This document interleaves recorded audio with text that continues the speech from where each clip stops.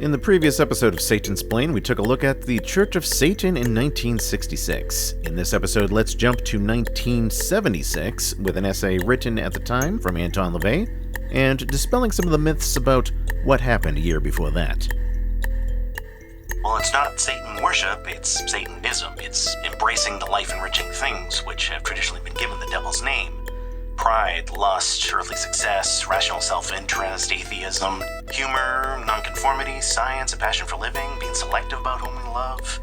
We don't see these as shameful sins, but empowering ideals. And we also recognize the psychological power and fun of symbolism and aesthetics, so we utilize Satan as mythology's most fitting mascot for what we're about. Satansplain. Satanic Talk with Church of Satan Magister Bill M. Magister Bill M. here with Satansplain. In the previous episode of Satansplain, I talked a little bit about 1966 and shared Anton LaVey's essay titled Get a Life. And at the very end, I mentioned that I was going to read another essay, but didn't want to take up more time than I had to on one episode. So that aforementioned essay is from 1976, entitled Church of Satan, Cosmic Joy Buzzer. It was republished in 1992 in Anton LaVey's book of essays, The Devil's Notebook. Now, for this episode, my original plan was to just read you that essay and maybe answer some listener mail, but there seems to be a lot of misinformation out there on the Church of Satan and what sort of things were happening just before that in 1975. So instead, I think I'll read that essay in the second half, and in the first half, read a couple of shorter things for you. So once in a great while, I'll be on a Satanism forum or on social media, and I'll see somebody claiming that the Church of Satan had a great schism sometime in the mid-1970s. That half of the organization, or over half of the organization, left and formed another organization, and that Anton LaVey had somehow lost his way from what he had started, not even a decade before that Anton LaVey was selling priesthood titles in the organization, the Church of Satan, or that he used to believe in a literal Satan and then later said he didn't. And I've noticed some common traits among most of the people who post these sorts of claims. First of all, they typically hadn't even been born yet in 1975, let alone were involved in this or personally knew anybody who was involved in this. That doesn't automatically mean they're wrong, but again, curious thing I've noticed. Also, these people often can barely type. They come off as not all that educated and probably haven't read many books. At least not ones that don't have pictures on every page. And also they seem mentally incapable of distinguishing the use of hyperbole from actual supernatural belief. In fact, the impression I get from most of these people is that they're mystics who believe in a literal Satan and desperately want to call themselves Satanists because they heard that term, probably from Christians, and then they found Satanism and they realized it's not like the Christians described, and then they set themselves on a crusade against Anton LaVey and the Church of Satan, or they'll try to say that they really know what Anton believed and wanted. They'll always refer to him by first name like that, even though they never met the man, and that somehow the leaders in the Church of Satan today and other people who did know him personally are somehow wrong. You know, it's the Dunning-Kruger effect, really. Well, let me try to unpack some of that. Back in Satansplain episode number 16, I showed that Satanism is and has always been a non-theistic religion, that Anton LaVey was an atheist. There are tons of separate quotations you can find supporting this, many of which are in an article by Magus Peter H. Gilmore titled, What the Devil? You can find that on churchofsatan.com. You can also search satansplain.com for the words Anton LaVey was an atheist and find a post where I link the Satansplain episode, the article, and then supply even more evidence that Anton LaVey was an atheist.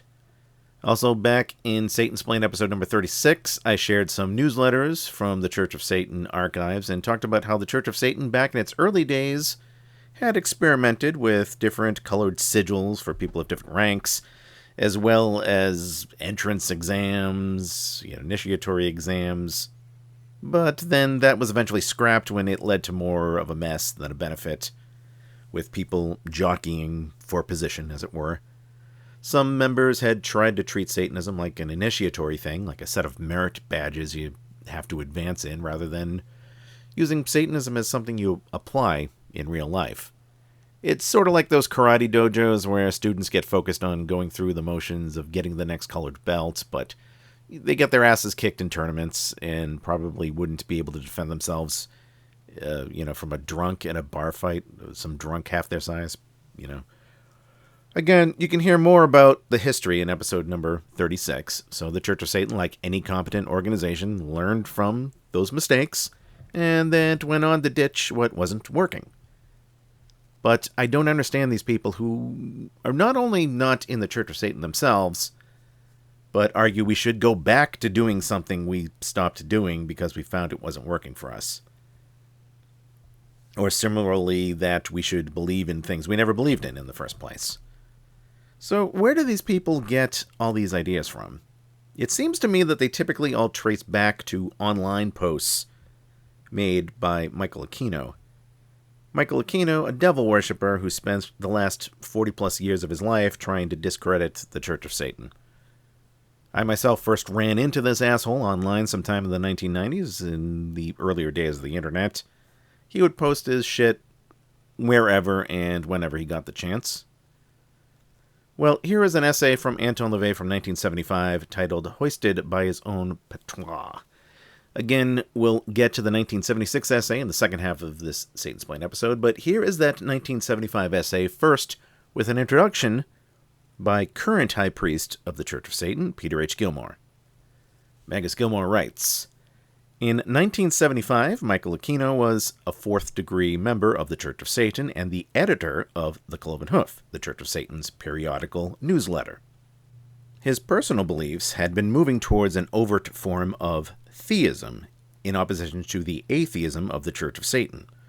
After a dispute regarding a Hoof article by Anton LaVey dealing with means for hierarchical elevation, which LaVey based on worldly, not spiritual achievements, Aquino resigned, sending out a packet via postal mail to people on his mailing list stating his critique of LaVey and the Church of Satan. About 20 or so members who were in contact with Aquino and similarly inclined towards a belief in supernatural entities resigned as well. In his message, Aquino claimed that, quote, the Prince of Darkness had removed an, quote, infernal mandate, unquote, once given to LaVey, now bestowing it upon himself. This led to the Temple of Set, being later founded by Aquino and his followers. Setians hold to a belief that its priesthood is in direct communication with a supernatural entity called Set by the Egyptians, later named Satan in Hebrew and Christian mythologies. And if I could pause the reading here, quick side note, there is, as I understand it, no historical evidence to support this claim that Satan from Hebrew mythology and Set from Egyptian mythology have the same sort of common source. It's like the names are kind of similar, but etymologically wise, like they're not related at all. I do know that there was a 4-part 1975 episode of the science fiction show Doctor Who titled Pyramids of Mars, where this was implied. And I always wondered if this is where Aquino picked up the idea and incorporated it into his mythology. But, continuing with the introduction to the article. Dr. LaVey wrote a response to this packet in the essay which we've reproduced verbatim here. Essay is titled Hoisted by His Own Patois, and it was sent out to those who had received Aquino's letter. This piece is a clear example of LaVey reaffirming the fundamental carnal and materialist aspects of his philosophy at a time when some members' needs were for more sort of supernatural spiritualist theism. Those who did not embrace Satanism as codified in LaVey's writings were invited to move on, but of course, there would be consequences for this decision. Dr. LaVey made it clear to all who knew him personally that he considered Aquino's Setian philosophy to be occultnic gobbledygook and that he saw Aquino's appearance to be ever more that of a would-be Mr. Spock from Star Trek. When the first edition of Aquino's The Church of Satan was sent to him, LaVey took out what he called the doorstop and used it to support targets for pistol practice. Aquino irked Dr. LaVey by regularly outing the address of his home, which LaVey felt was an international means of pointing people towards him so that assaults or vandalism could be perpetrated. While he felt directing attention towards Aquino only served to give him the attention he was seeking, as was his practice, he did make a mocking cartoon of Archie. Archie was a character from a comic strip, a cockroach typing a typewriter, which he shared with those who concurred with his dubious view of Aquino and his endless output of drivel. You can see this image below, and if you go to the essay on the website, you can see Anton LaVey's drawing there. We who administer the Church of Satan today are proud to uphold the philosophy as crafted by our founder, and we resist all who would try and inject aspects of supernaturalism and theism into what was intended from the start to be dedicated to rational self-interest, indulgence, and the glorification of the material and carnal aspects of life. That concludes the introduction from Magus Gilmore, and now, here's Anton LaVey's letter, hoisted by his own Patois. As delivered from the Order of the Trapezoid of the Church of Satan, that is the ruling body, on June 20th, year 10, Anno Satanis, or 1975 in the common calendar. There's a to and from at the top of the letter, to the recipients of Michael Aquino's resignation packet, from Anton Xander LaVey. As you know, Michael Aquino has severed his connection with the Church of Satan. I have been increasingly aware that Mr. Aquino has become too large for his trousers, and have attempted to subdue him as tactfully as possible. In his recent packet to you on page 2 of his letter of June 10th, paragraph 3, he reproaches authoritarian whim and belief of infallibility. 2 pages later on page 4, paragraph 3, he himself assumes not only human infallibility, but spiritual and supernatural as well. He has relieved me of a quote-unquote infernal mandate, which I have never claimed to hold. I have freely admitted that I assumed my office of high priest because at the time there was no one else who did. The titles Infernal Empire, Exarch of Hell, etc., are symbolic, not literal. Magic is a way of life, not a divine right uniquely assumed by Mr. Aquino, or myself either. Let those who can do. The Church of Satan is an organization dedicated to rational self-interest, indulgence, and glorification of material and carnal elements. I held these beliefs in the beginning as I do now. If others reinterpret my organization and philosophy into a fundamental kind of supernaturalism, it stems from their needs to do so. And to pause right here, a reminder that magic as it's defined right in the Satanic Bible is not a supernatural belief. You can listen to the Satansplain episodes on Satanic Ritual for more on that. Continuing with Anton LaVey's letter. The infallible Mr. Aquino has, by virtue of personal integrity, paper pomposity, and cant, tried to mislead you, in accordance with his own rigid, fixed moral code.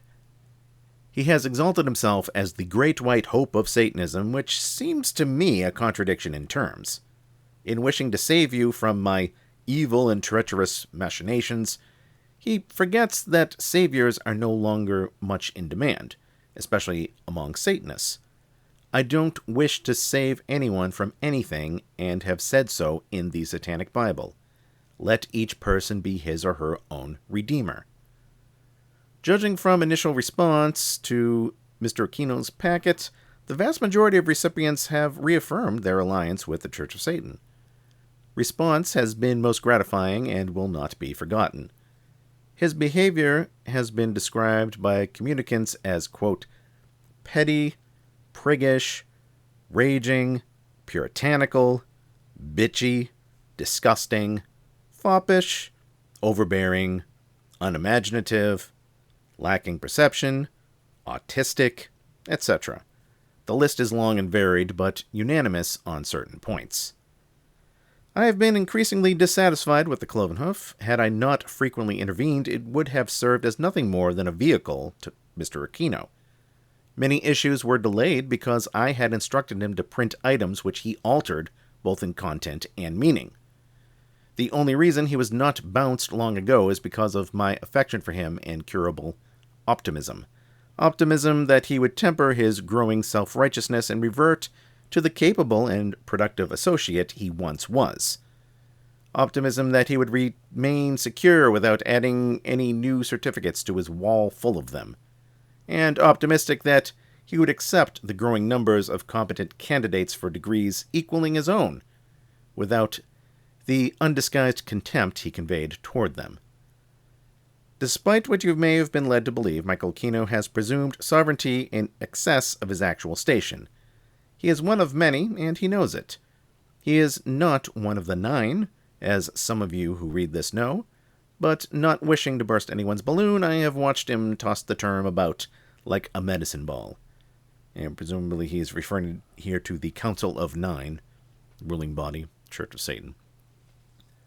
Mr. Aquino is an impeccable and irrepressible letter writer and excelled at test passing and institutionalized paperwork. He also ingratiated himself with me, staked me to some fine meals, bought me beautiful gifts, and attained his desired degrees. Now he sits while others are qualifying for those degrees by the same and other means and froths. Because of his impending condition, he was gradually cut off from both my own and church developments. His mailing list has always been kept fractional for obvious security reasons, now emphatically illustrated. The type of caucus race he has criticized in the past is now consuming him. I have never laid claim to sainthood, and I revel in whatever pleasures I am fortunate to receive. I'll accept whatever I can get and enjoy it to the fullest. Insofar as my personal integrity is concerned, that is for others to decide. An empty barrel makes the most noise. Don't be fooled by Mr. Aquino's obsession with material contributions as a means towards elevation. He has isolated it from other alternatives and beaten you over the head with it. Degrees within the Church of Satan are not only valid, but available to worthwhile persons by more diverse means than ever before. Despite Mr. Aquino's withdrawal of my divine power to do so, I am running this outfit, and am lawfully entitled to bestow degrees upon whomever I choose, whenever I choose to do so. As for the organization, it is progressing according to plan, including schism. Empirical evidence should confirm that. If you want to split, go ahead. I won't soft soap you into thinking that there are no hard feelings, because there sure as hell will be. But I'll soon get over them. I have much to do. That's all I have to say. Rega Satanas. And that concludes Anton LaVey's 1975 letter. Let's take a break. You are listening to Satansplain. You are listening to Satansplain, real satanic talk with Church of Satan Magister Bill M. For questions, comments, and correspondence, send an email to bill@satansplain.com. Do satanic cults lurk in the shadows? Can memories of satanic ritual abuse be repressed? Do exorcisms really drive out demons? And are those demons always possessing Zach Baggins? I'm JD Sword, the Satanic Skeptic. Join me on The Devil in the Details as I examine these questions and more, bringing a skeptical and satanic perspective to the paranormal. The Devil in the Details, available on Apple Podcast, Google Podcast, Spotify, and more. Handmade, all-natural, botanical perfumes, soaps, and ceremonial incense, sculptures and jewelry to adorn yourself and your other altars. All this and more await you at moonandsunemporium.com. Ritual perfumes and other occult fine art luxuries, created and curated by me, Priestess Sarah Josephine Clark, with tarot readings by Reverend Dr. Dylan Clark. moonandsunemporium.com. Magister Bill M. here with Satansplain. Visit the main website for the show at satansplain.com. There you can find every episode of Satansplain. You can also listen to Satansplain on Spotify, YouTube, Audible, and most other places that carry podcasts. If you're on social media, Please give Satansplain a like and a follow, whatever the equivalent is, on Facebook, X, and YouTube. For all questions and correspondence, email me directly. The address is bill@satansplain.com. If you enjoy Satansplain and would like to support the show, please go to the page on Locals. That's at satansplain.locals.com. Locals is a great alternative social media platform for creators. You can sign up for Locals for free, but you can also additionally become a paid subscriber there and support Satansplain. And thank you, as always, to all of you who are paid subscribers and support the show on satansplain.locals.com. I have a lot of questions I've gotten in the mail that I'd like to share with you, but all of that will probably wait until next episode, not this one. Still, I think we do have time for a satanic anecdote. Let's try to squeeze one of those in there, a short one. Or as we call these satanic anecdotes here on Satansplain, Satanecdotes. For short, cue the Satanecdote theme song. Satanic anecdotes. Satanecdotes. Zachary writes to share this brief Satanecdote with us. This happened the same day he wrote the email to me. He explains that he and his father were talking and ended up having a brief laugh over the following. He says his father goes out of his way to avoid using phrases around him, such as playing devil's advocate, because he knows his son is a Satanist. Zachary explained that his father still incorrectly thinks that Satanism is largely based off of Aleister Crowley's Thelema, despite how many times he has corrected his father on this. So that was it. Thanks for that little Satanecdote, Zachary, because it reminds me of the time I was talking to a friend years ago. I was telling him all about this new girlfriend I had at the time. I was really excited to be with her, and he said, "Wow, it sounds like a match made in heaven, or somewhere." So yeah, it's amusing when people stop and rethink these idioms when they're in front of a known Satanist.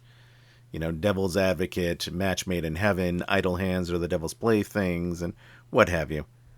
Though other times it's quite fitting, like with some of the examples I gave in my essay, Fine, Let's Play the Dictionary Game.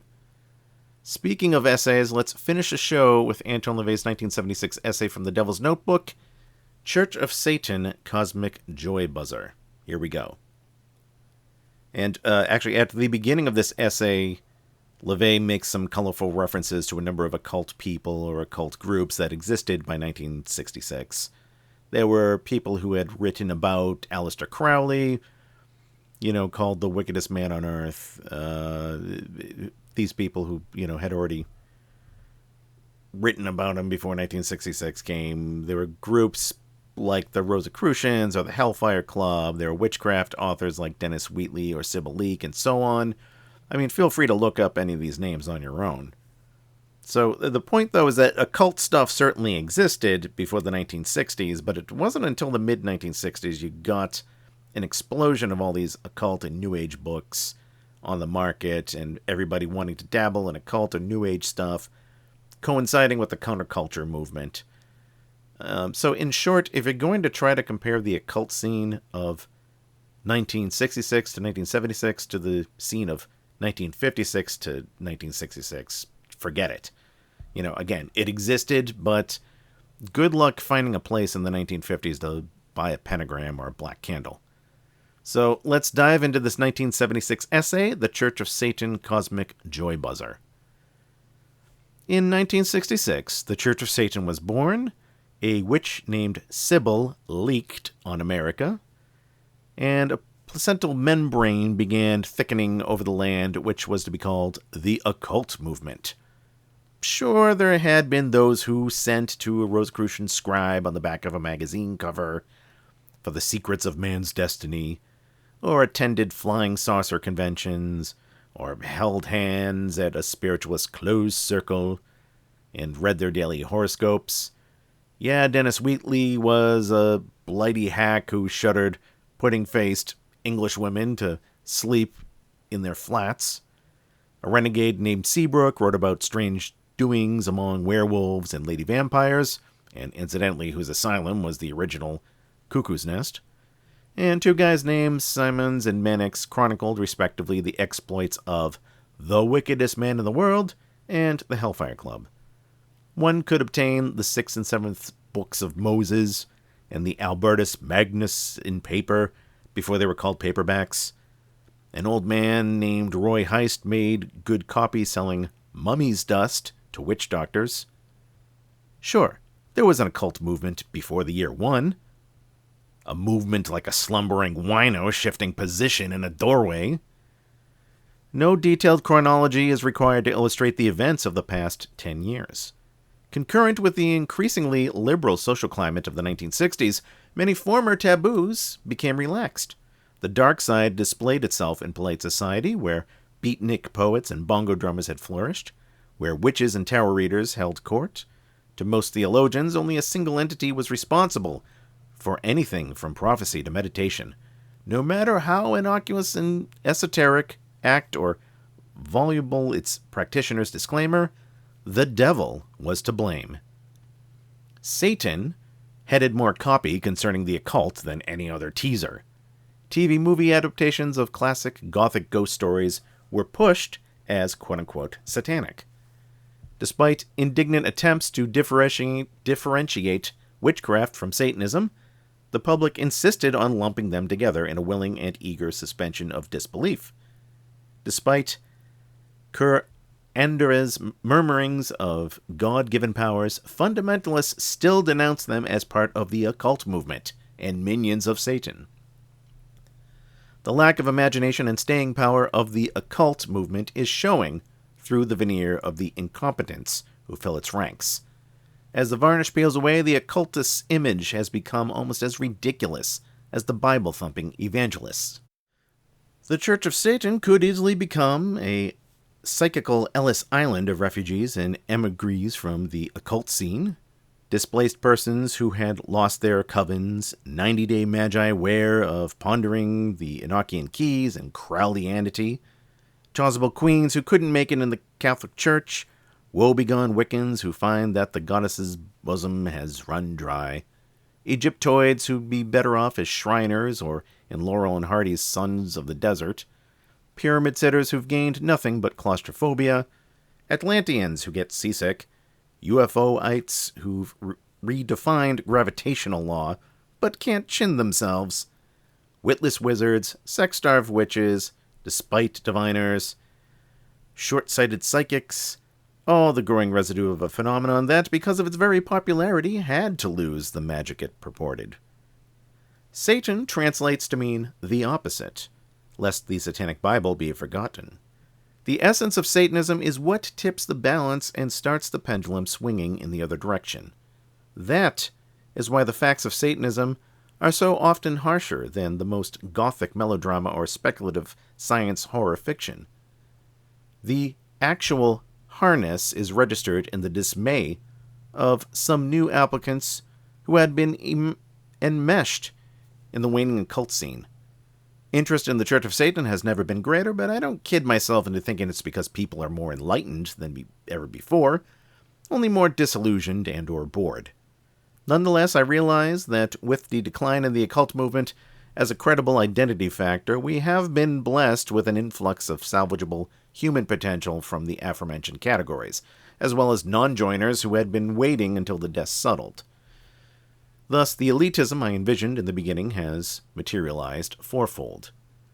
In the 10 years of existence, the Church of Satan has fueled a philosophical counterculture which could have, if unchecked, thrown the baby out with the bathwater. It invoked imaginative permissiveness, rational self-interest, and forced a dying theology into ludicrous last-ditch behaviors, witchmobiles, papal pronouncements, etc., or running scared reinterpretation, for example, suddenly keeping up with social changes. It also pumped hordes of creeps up till their newly discovered godheads developed leaks or just plain busted. The ad sections of Fate magazine contain as prolific a source of gifted psychics, institutes of cosmic consciousness, and pushers of awareness as can be found in the contact columns of swingers tabloids or underground newspapers. Add the parasitic fringe, the X's who seek recognition as ex-witches, ex-Satanists, ex-sorcised, or any other wish they could have but couldn't cut it types. Yes, the occult movement has provided countless persons with delusions of adequacy. Why has Satanism succeeded? Because from our earliest literature, through the Satanic Bible, we have made no grandiose promises of infallible enlightenment and emphasized that each must be his or her own redeemer. That the extent of one's superiority, if any, is governed by one's human potential. That, quote-unquote, Satan is a representational concept accepted by each according to his or her needs. That is the way it was in the beginning. That is the way it is now. We have rejected that which becomes faddish while championing the unfashionable. When the monkey see, monkey do syndrome appears, even on the left-hand path, then we don't. We have utilized the best from the worst and discerned the worst in the best and gained through each. We have defied categorization, confounding labelers, knowing that the one label we bear, Satan, is controversy in itself. In looking back over a decade, it is easy to isolate each phase of our development. It has been not only rewarding as a lesson in behavioral psychology, but has inadvertently served as what sociologists refer to as an, quote, unfunded research project. The first phase, emergence, crystallized the zeitgeist into reality, let loose the knowledge of a satanic body politic into a ready but dumbfounded social climate. The second phase, development, saw an organizational and institutional expansion as a result of carefully stimulated exploitation, attracting a variety of human types from which to distill a satanic ideal. The third phase, qualification, provided sufficient elucidation to establish the tenets of contemporary Satanism, contrary to prior or current misinterpretation.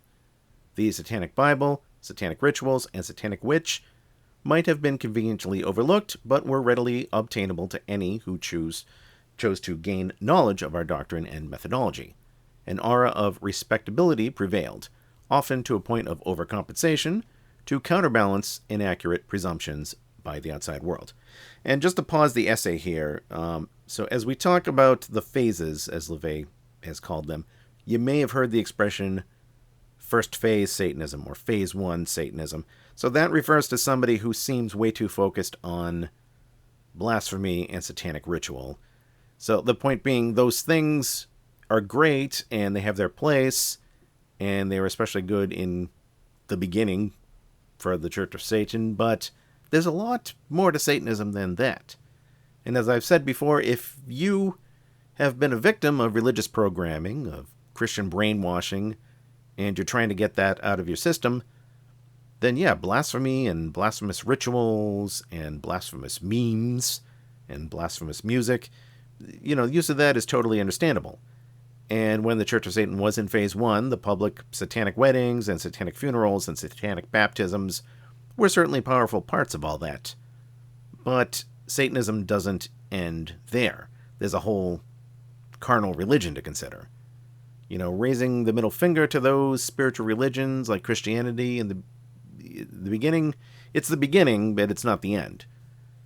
And also notice that Anton LaVey wasn't trying to show up where Christians are and doing these things just for the illusion of competition. But I digress. Continuing with the essay. The fourth phase, control, encouraged dispersion and the Peter Principle as a means of isolating the ideal evaluated from phase two. Deinstitutionalism separated the builders from the dwellers, thus filtering and stratifying what began as an initiatory organization, or persuasion, into a definite social structure. And just to pause here, to you Satansplain listeners who would like to hear more about ditching the initiatory process and colored sigils by rank and other counterproductive stuff, like I said earlier, you can listen to Satansplain episode number 36, where I go into the details of that. The fifth phase, application, establishes tangible fruition, the beginning of a harvest, so to speak. Techniques, having been developed, can be employed. The myths of the 20th century are recognizable and exploitable as essential stimuli. Human foibles may be viewed with an understanding toward radical establishment.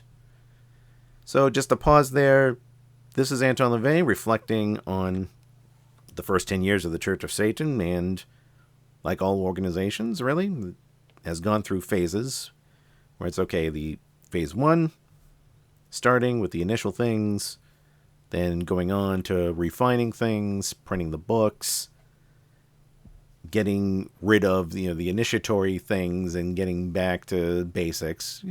Like I said, learning from the mistakes and growing. Continuing with the article.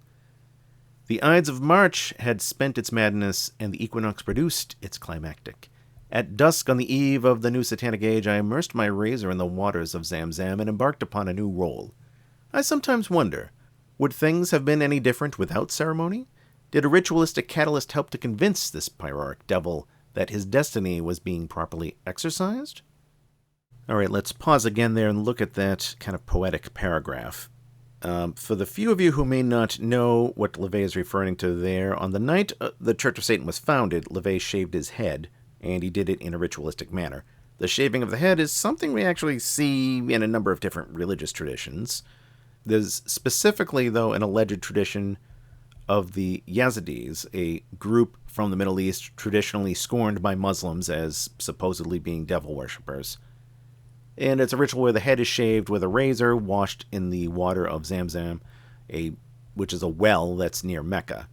In any case, this is the ceremony LaVey did at the start of the Church of Satan, and I've talked many times before about the importance of ceremony and symbolism for humans in general. It's just something humans do, Satanists or not, especially when commemorating certain events. And LaVey stops and ponders the importance or non-importance of ritual here. But let's continue with the essay. Continue in his words. Symbolism, ritual, ceremony, totem, and taboo will always exist and develop or wane as conditions dictate. As Satanists, you must perceive such things, and, having perceived, select or reject in accordance with your needs. Countercultures invariably wind up as dominant cultures. When the occult, again, occult meaning hidden, when that becomes fashionable, it is no longer a cult. Yet there will always be a dark side. It is the natural Satanist who will be drawn to the abyss of difference, whether it be abstract or concrete. Those who have tarried these past short years in fixed abstractions can feel the warmth provided by their temporal identities cooling. Frightened, they know not what icons to take up, and are befuddled with devaluated doctrines and constrained by programmed hypotheses. Many will become quote-unquote Satanists who would once have shunned the name. Others will continue to eschew the name, yet survive on the byproducts of Satanism, as they have unwittingly or unadmittingly done in the past. For those who are the lost, the disenfranchised, the bored, the ambivalent, we have prepared a place. The past decade has been gratifying. I thank all of those who have remained loyal to me through the years and given me the feedback any symbolic leader requires. To those of you who were with me in the beginning, when the show got on the road, and to those who have since become a part of us in mind, body, or out of just plain ordinariness, I am grateful for your support. Evil is still live, spelled backwards, and if evil we be, live we will. Living well is still the best revenge against all adversity. Love, laugh, fancy, create, innovate, reap, and revel as Satanists in the best of all worlds, world without end. Remember, the first 99 years are always the toughest. And that concludes Anton LaVey's essay from the Devil's Notebook, The Church of Satan, Cosmic Joy Buzzer. It also concludes this episode of Satansplain. Thank you for listening. We'll see you next time. Hail Satan. You have been listening to Satansplain. For more information about the show, visit the official website at Satansplain.com. And for more information on Satanism itself, visit churchofsatan.com. This episode is copyright 2024, Magister Bill M.